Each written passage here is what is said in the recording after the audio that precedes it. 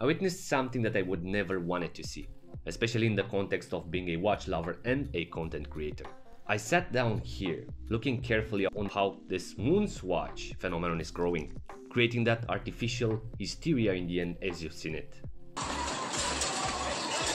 What happened? Basically, Omega and Swatch produced the most severe shortcut in the luxury watchmaking history, offering to us the mirage of owning a luxurious Omega Speedmaster but for 200 euros on a plastic case with a quartz movement. And the hype just started not because Swatch made a Moonwatch replica, but because the logo of Omega remained on the dial on the crown, basically on a very affordable watch. And I find it a brilliant shot, even though this move apparently affected the luxury status of the Omega brand, but strategically speaking, I find it more successful than any communication that Omega ever did. Because the Moonwatch exploded according to Google Trends. After the failure of the earlier collection that was supposed to mirror everything that Rolex offered, Omega did stole the show big time before the Watches and Wonders event. So I'm not counting Swatch in this discussion because in this context it was the parasite. They basically took the most popular watch from the group portfolio and turned it to a plastic watch just to save their brand, which was ripped off heavily by Chinese affordable brands and G-Shocks. Because when Swatch owns you, they can do whatever they want, no matter what heritage you're trying to build there.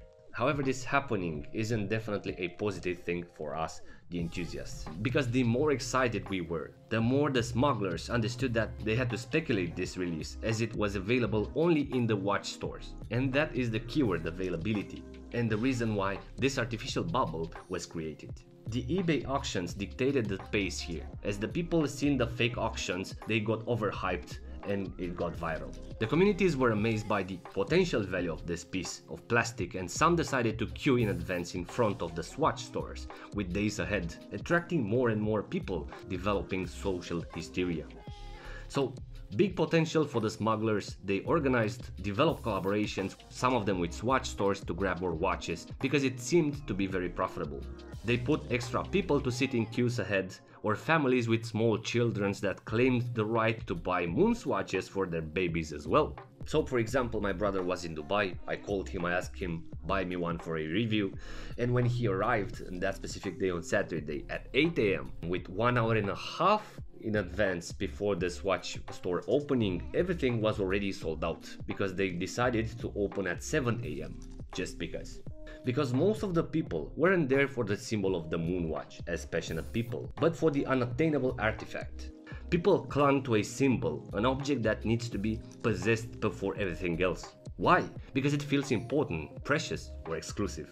It does not matter if this is a piece of plastic that leaves marks on the skin. It doesn't even matter if the people queuing there had luxurious watches on their wrists.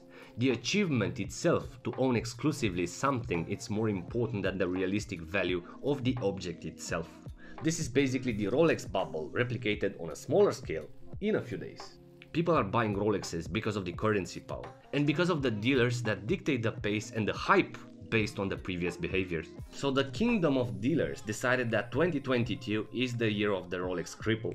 Basically, the unwanted, undesired Rolex Air King cripple is situated now at 13,000 euros on Chrono 24. So who the fuck will pay 13,000 euros for the cripple instead of going to the AD and ask for it? I just watched Nico Leonard complaining that Rolex is not treating well their customers, where he makes big money selling overpriced Rolexes just because Rolex is not treating well and equally their customers. So I don't get it. I personally do not understand why people think that Rolex is unattainable, where you can easily ask for one in the AD, as well for queuing in line with 3,000 people for a Swatch that will be available everywhere in every corner of the world in a few months. So in my opinion, guys, these are definitely dark days for watch enthusiasts. For me, for you, for us. This is a pattern that will happen more and more often because it works, it's demonstrated. People are falling for it, for this artificial hype served for naive consumers. And again, the watches are not the blame, but the people for accepting such shit.